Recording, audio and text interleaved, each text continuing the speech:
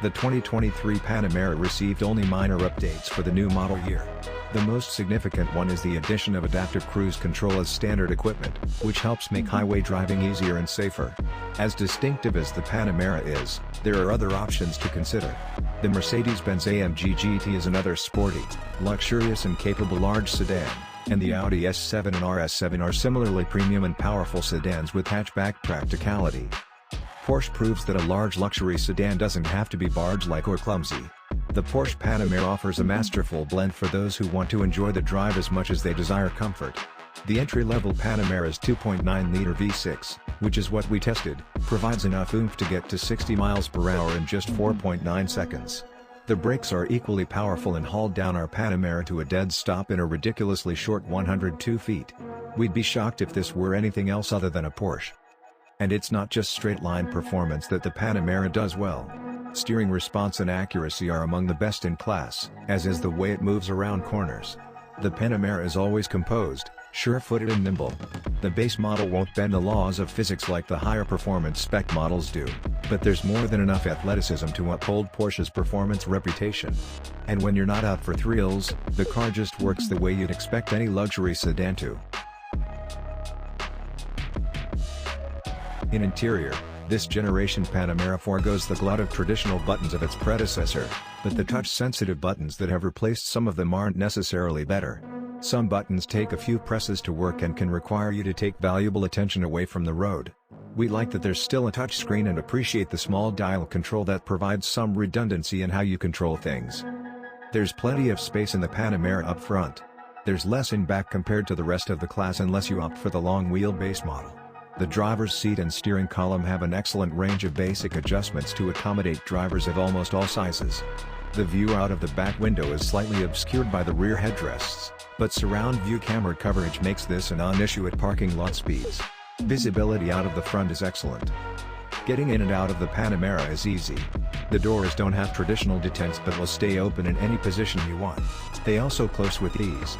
Our test car had the soft close door option, which will even finish closing the door for you if it's not shut all the way.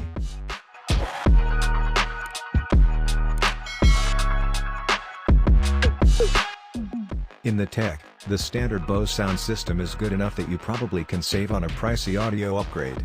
The sound is rich and clear, and we could crank the volume to our ears' content. Wireless Apple CarPlay and wired Android Auto smartphone integration is standard, and the onboard nav system is one of the better systems if you're not using your phone. The main screen is responsive and easy to control. We love the gauge cluster pod that can queue up a small navigation screen. Advanced driver aids are almost all optional in the Panamera, which is unusual for a luxury brand. When we've tested Porsche's aids, we've found them to be mostly well-tuned to avoid false alarms. Some luxury sedans do comfort better than the Panamera, but few can match its performance at the same time. Few concessions have been made in exchange for the impressive dynamic capability. The suspension impressively smooths out bumps in the road. Make sure to get the optional sport seats. The standard seats lack some adjustment and support during hard driving, even though they provide decent baseline comfort.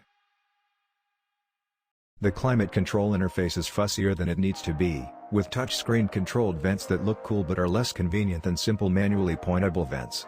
The system itself offers ample cooling capacity, and the heated seats and ventilation function effectively. As far as noise goes, there's always a faint hum of road noise. However, wind and ambient noise on the highway is all but absent, and the engine is well muffled when you're just cruising. The Panamera benefits from a hatchback trunk, but it doesn't reap as much of an advantage as that body style usually imparts. Cargo space is pretty generous on paper, with 17.4 cubic feet of cargo space behind the rear seats. But since the trunk is a bit shallow and has a higher liftover, it's not as convenient as it could be. The seat backs can split and fold flat to allow for longer items, but since there's also no remote seat back releases to lower the seats from the hatch, you have to do so from the rear doors. The Sport Turismo's cargo space is only marginally bigger, but its lower liftover height and upright hatch allow easier loading of bulky items. The top tethers for front-facing seats are fairly accessible, but the cargo cover in back has to be removed in order to route them through. The limited rear legroom will also limit the size of the seat that this car will accommodate unless you get the executive long wheelbase model.